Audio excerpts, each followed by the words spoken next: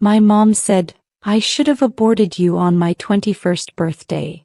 So I became a fertility doctor helping thousands of women have the children they actually want. Before I go on, please take a second to subscribe and tell me where you're watching from. I love seeing our little family from all over the world. The champagne bottle sat unopened on my apartment counter mocking me. 21 years old today and I'd spent the morning crying in my bathroom. My phone buzzed again, another text from Mom. Don't expect me at your little party. Some of us have real responsibilities. I stared at the message, my hands trembling. For weeks I'd planned this birthday dinner. Small, intimate, just Mom, my boyfriend Charles, and my best friend Shanice. I'd saved 3 months of my campus bookstore paychecks to rent a private room at Lucille's, Mom's favorite soul food restaurant in Oakland. The reservation was for 6 o'clock. It was now 5:47. She's really not coming? Shanice asked, adjusting her gold hoops in my bathroom mirror. She'd driven 2 hours from Fresno State just to be here. Apparently not. I wiped my eyes, smudging my carefully applied mascara.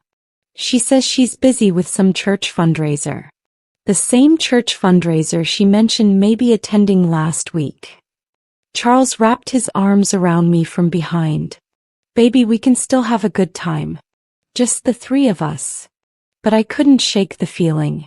Mom had been distant since I'd started pre-med at Berkeley. Every achievement I shared was met with criticism. Dean's List? Don't get cocky. Research assistant position? Who's paying for your inflated ego? But this, missing my 21st birthday, felt different. It felt deliberate. My phone rang. Mom's face appeared on the screen and stupidly my heart leaped with hope. Maybe she'd changed her mind. I answered. Mom. Kendra, I need you to understand something. Her voice was cold, calculated. Nothing like the warm mother I remembered from childhood. The one who used to braid my hair and sing Destiny's Child while we cooked Sunday dinner together. I'm listening, Mom. I put her on speaker and Shanice's eyes widened. Charles squeezed my hand. I've been thinking about this for years and you deserve to know the truth. Mom's voice carried that self-righteous tone she used when she thought she was doing me a favor. I should have aborted you when I had the chance. The room tilted. Shanice gasped. Charles's grip on my hand tightened painfully. What? I whispered. You heard me. Your father left when I was 4 months pregnant. I was 23 working 2 jobs and I had an appointment at the clinic. But my sister, your Aunt Carol, talked me out of it. Said God had a plan. Well, God's plan has been 21 years of sacrifice I never wanted to make. Mom, why are you? Every opportunity one missed, every dream I gave up, every man who didn't want to deal with a single mother. That's on you, Kendra. You want to know why I'm not at your party? Because I'm tired of pretending. Tired of celebrating the biggest mistake of my life. The line went dead. I stood frozen, phone still in my hand, champagne still unopened. Charles tried to pull me close but I pushed him away. Shanice was crying, saying something about Mom being toxic, about how I didn't deserve this. But all I could hear were those words, looping endlessly. Asterisk, I should have aborted you. Biggest mistake of my life. Asterisk. I need to go, I said numbly. Go where? Charles asked. To see her. To make her explain. Kendra, no. Shanice started, but I was already grabbing my keys. I drove to Mom's house in Hayward on autopilot, barely registering the stop signs. Mom's Honda was in the driveway. The porch light was on. I could see her through the window laughing on the phone with someone. Actually laughing not even an hour after destroying me. I pounded on the door until she answered. What are you doing here? She didn't even look surprised. Just annoyed. What am I doing here? You just told me you wish I was never born. My voice cracked. Neighbors' curtains twitched. On my birthday, Mom. My 21st birthday. He sighed like I was being dramatic. I was being honest. You're always saying honesty is important, right? That's what they teach you at your fancy university. Honesty? That was cruelty. It's my truth, Kendra. I'm allowed to have feelings about how my life turned out. She crossed her arms, blocking the doorway. You walk around with your scholarship and your perfect GPA, acting like you did it all yourself. But who paid for your SAT prep? Who drove you to all those college tours? You're my mother. That's what mothers do. Not the mother I wanted to be. I wanted to be the woman traveling, building a career, living my life. Instead, I got you. She said it so matter-of-factly, like discussing the weather. So yes, I regret it. And I'm done pretending I don't. Something inside me shattered completely. Not broke, shattered. Into pieces so small they could never be put back together. Then we're done, I heard myself say. If I'm such a burden, such a mistake, then you're free. Don't call me. Don't text me. Don't exist in my life anymore. Fine by me. She closed the door in my face. Through the window, I watched her return to her phone call, smiling again. I didn't go back to my apartment that night. I drove to Ocean Beach and sat in my car until sunrise, watching the waves crash against the shore. Charles called 17 times. Shanice called 23. I ignored them all. When I finally returned, they were both asleep on my couch. Empty takeout containers littered my coffee table. Shanice had clearly been crying. Her bonnet was askew and mascara stained her cheeks. Ken. He jumped up when I walked in. Oh my God, we were about to call the police. I'm fine. I wasn't fine. I felt hollow, like someone had scooped out my insides and left only skin. No, you're not. Charles stood, his expression torn between relief and anger. You can't just disappear like that. We were terrified. My mother told me she wishes I was never born. I needed space. Space is saying you need an hour. Space isn't vanishing for 12 hours without answering your phone. His voice rose and I realized he was shaking. My cousin did that once. They found him 3 days later. He stopped, but I understood. Charles's cousin had killed himself at 26. I'm sorry, I whispered. I wasn't thinking. Shanice pulled me into a hug and finally I broke. I sobbed into her shoulder, ugly, hiccuping sobs that shook my whole body. Charles joined us and we stood there in my cramped apartment, 3 broken people trying to piece together something whole. What am I supposed to do? I asked when I could finally speak. How do I just move forward from this? Shanice pulled back, gripping my shoulders. You prove her wrong. You become so successful, so happy, so fulfilled that her words don't matter anymore. How? I don't know. But we'll figure it out together. 3 months passed. I threw myself into my studies with manic intensity.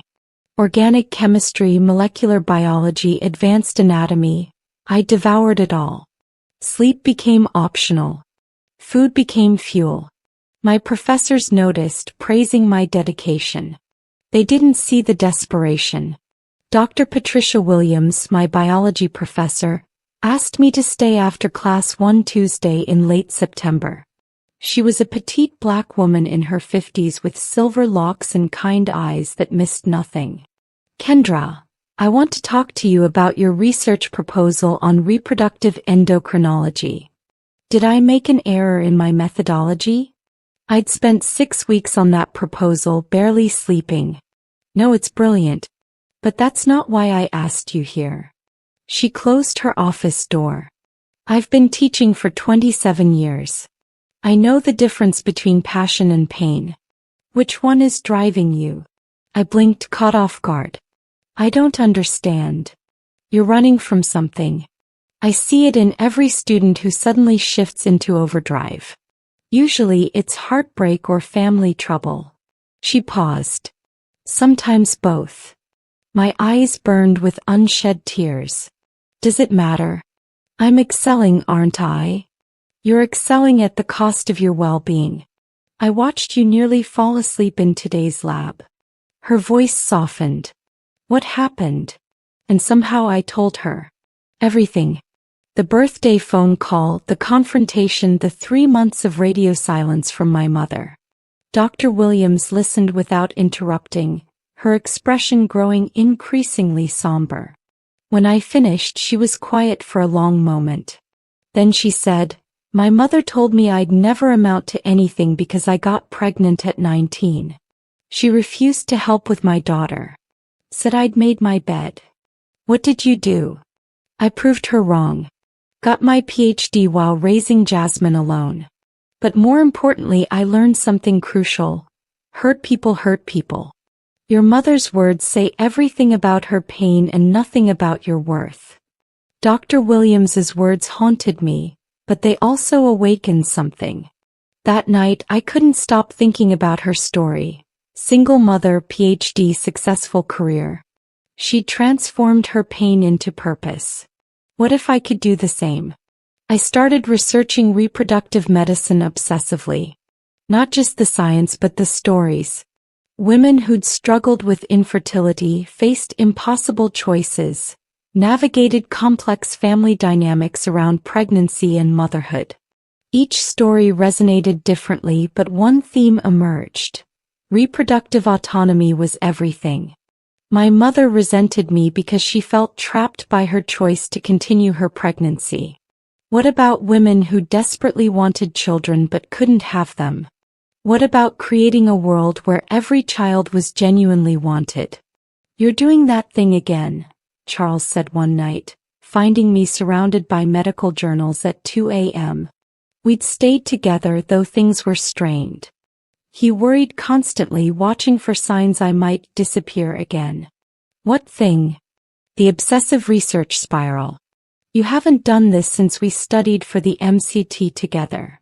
He sat beside me. "What are you thinking about?"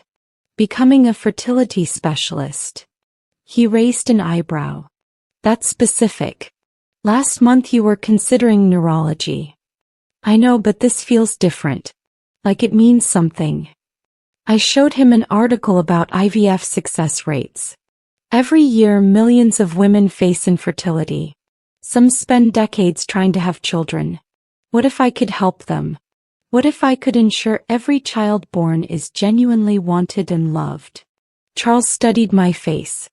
"This is about your mom." "Maybe. But does that make it less valid?" "No," he admitted. "Just make sure you're running toward something, not away from something. There's a difference." He was right, but I wasn't ready to examine my motivations too closely.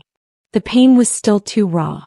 2 years later, I was accepted to UCSF Medical School with a full scholarship. Mom didn't know. I'd blocked her number after she'd sent a brief text on my 22nd birthday. 22 years of regret. "Hope you're happy." I was happy, or at least I was learning to be. Medical school was brutal. 80-hour weeks, impossible exams, constant pressure. But every lecture on reproductive endocrinology, every rotation in obstetrics reinforced my decision. During my 3rd year, I did a rotation at San Francisco Fertility Clinic. That's where I met Dr. Raymond Ramsey, a renowned reproductive endocrinologist, and his patient, Aaliyah Morrison. Aaliyah was 37, married to her wife for 6 years, and had been trying to conceive for 4. 7 failed IUIs, 2 failed IVF cycles, and a miscarriage at 12 weeks that left her devastated. "I'm running out of options," she told Dr. Ramsey during a consultation I observed. Her voice was steady, but her hands trembled. "And honestly, I'm running out of hope." "There's always hope," Dr. Ramsey said gently. "Your AMH levels are lower than we'd like, but we have several approaches we haven't tried yet." After the appointment, Aaliyah stopped me in the hallway. "You're the medical student, right?" "Yes, ma'am." "Kendra Phillips. Can I ask you something?" She glanced around, then lowered her voice. Does Dr. Ramsey really believe I can still get pregnant? Or is he just saying that to keep me as a patient? The question stunned me with its rawness. He believes it. Dr. Ramsey doesn't give false hope. If he says there are options, there are. What about you? What do you think? I looked at this woman, intelligent, successful, desperate for a child to love. And I thought about my mother who'd had a child she didn't want. The cosmic unfairness of it made my chest ache. I think you deserve every chance. Aaliyah became pregnant 6 weeks later using a new protocol Dr. Ramsey had developed.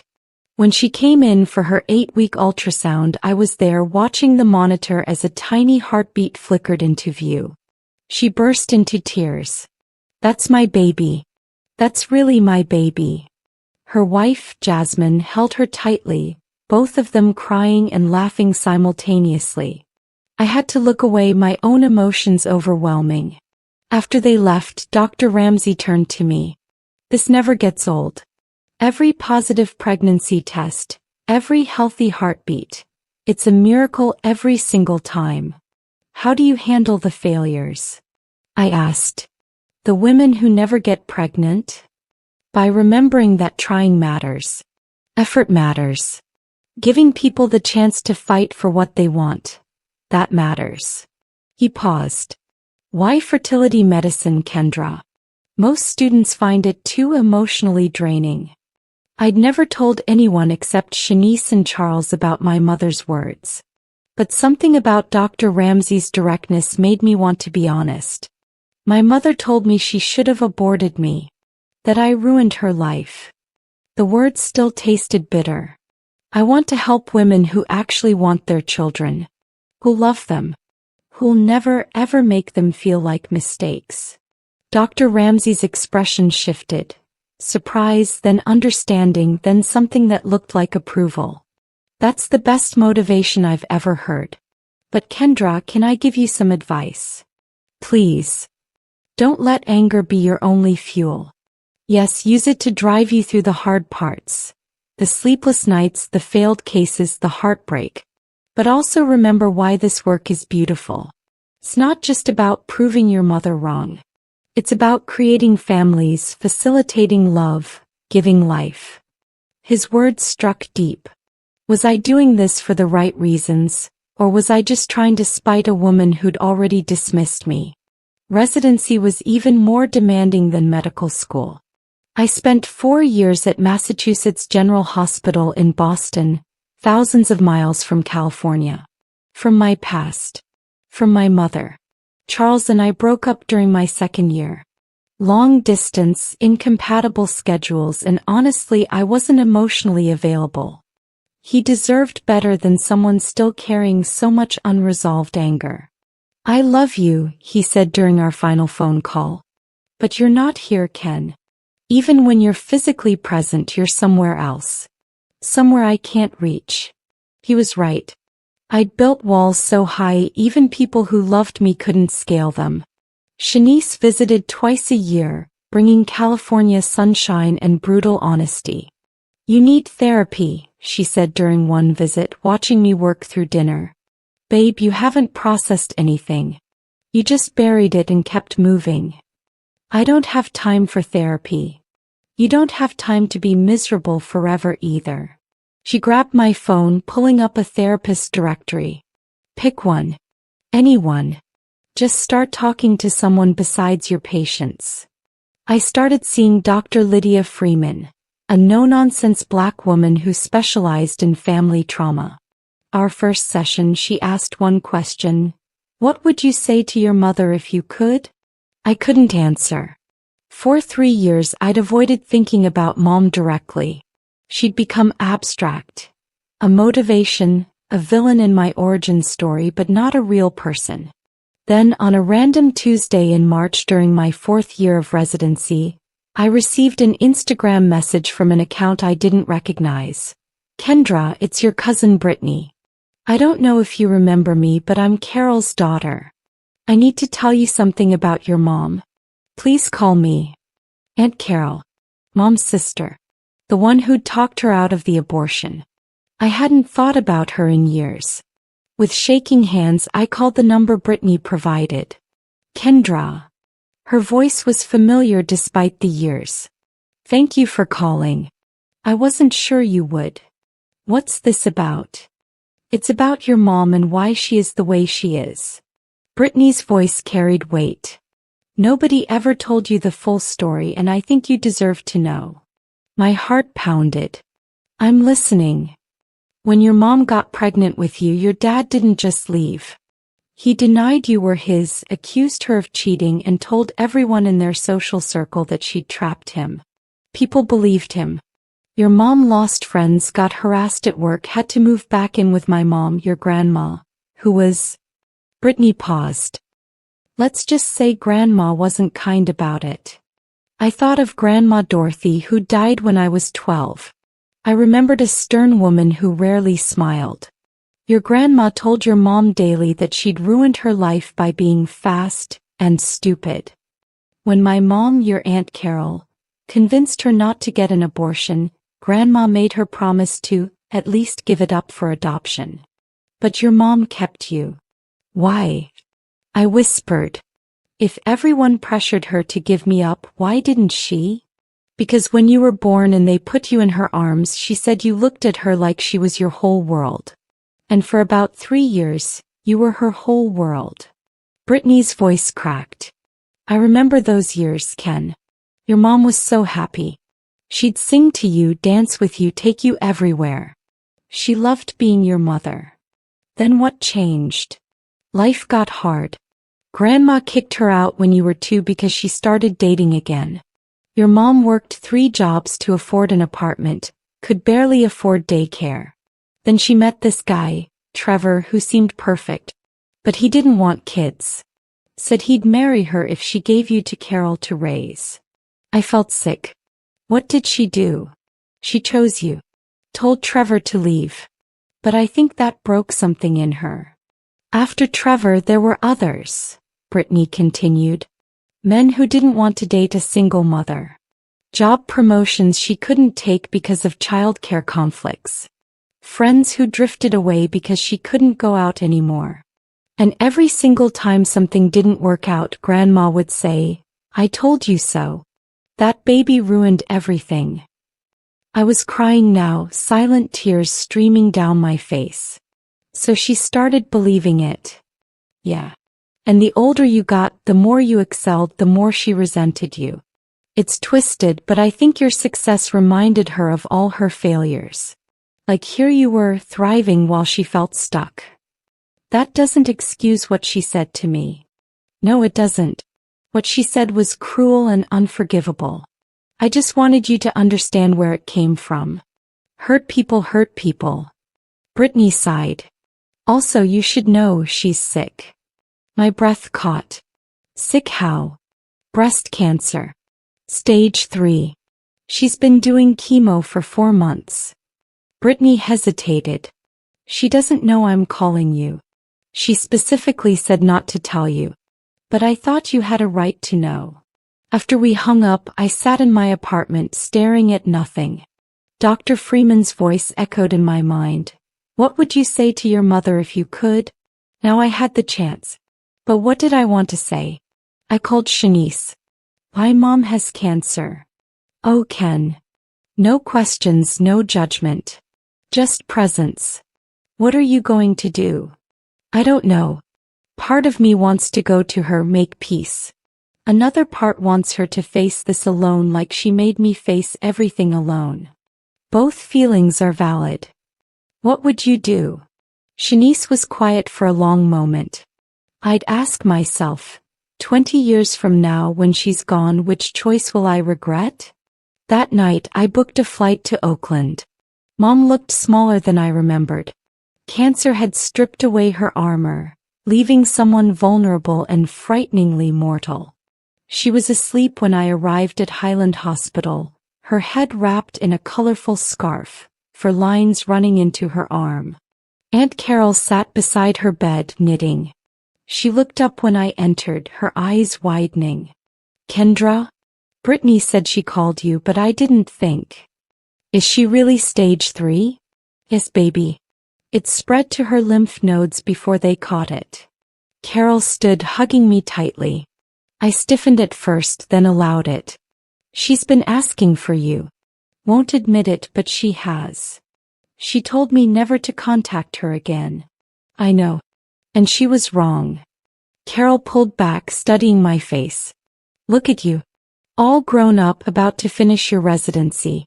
Your mama used to brag about you to everyone, you know. Before the fight. She bragged about me? I couldn't imagine it. All the time. My daughter's going to be a doctor. My daughter got a full scholarship. My daughter's going to change the world. Carol's eyes were sad. She was proud, Ken. She just didn't know how to tell you that and admit her own pain at the same time. Mom stirred, her eyes fluttering open. When she saw me, she froze. Kendra. Hi, Mom. We stared at each other across 3 years of silence. I'd imagined this moment 1,000 times. What I'd say, how she'd react, whether I'd yell or cry or just walk away. But seeing her like this, fragile and sick, all my rehearsed speeches evaporated. Why are you here? Her voice was hoarse from treatment.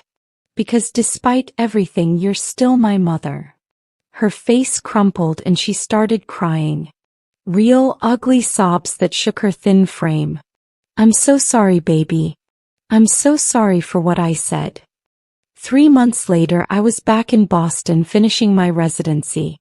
Mom and I talked every Sunday. Awkward, careful conversations where we were learning each other again. She was in remission and we were in therapy together, doing the hard work of rebuilding something that had been shattered. I need you to understand something, she told me during one session. What I said on your birthday, I didn't mean it. I've never meant it. But I was drowning in regret about my own choices, and I blamed you instead of the circumstances that made everything hard. Why didn't you just tell me that? Why make me feel like I was the problem? Because admitting I'd failed at creating the life I wanted meant admitting I'd wasted years being angry at the wrong person. You were easier to blame than society or men who abandoned their responsibilities, or a mother who never supported me. She took my hand. But you were never a mistake, Kendra. You were the one thing I did right even when everything else fell apart. Today, I'm Dr. Kendra Phillips, reproductive endocrinologist at Boston IVF. I've helped over 2,000 women achieve pregnancy. 2,000 wanted, loved, cherished children brought into this world by parents who fought for them. Last week, Aaliyah sent me a photo of her daughter's 3rd birthday party. The little girl had her mother's smile and was surrounded by love. My office wall is covered with baby photos from grateful patients. Each one represents a family built on choice, on desire, on intentional love. Each one is a child who'll never hear the words that nearly destroyed me. Mom visits next month. We're going to dinner at Lucille's, the restaurant where my 21st birthday never happened. We're going to celebrate my 31st birthday instead, 7 years late but right on time. Because healing isn't linear. Forgiveness isn't simple. And family, real family, isn't about biology. It's about choosing every day to show up for each other despite the pain. My mother wished she'd aborted me. Now I spend my life ensuring every child born is genuinely wanted. That's not irony. That's transformation. That's taking poison and turning it into medicine. And every time I hand a woman a positive pregnancy test, every time I see that joy and relief and love in her eyes, I think, this is why I'm here. This is what I was meant to do. Not despite my pain but because of it. Not to spite my mother, but to honor every woman who deserves to choose her own path, including her.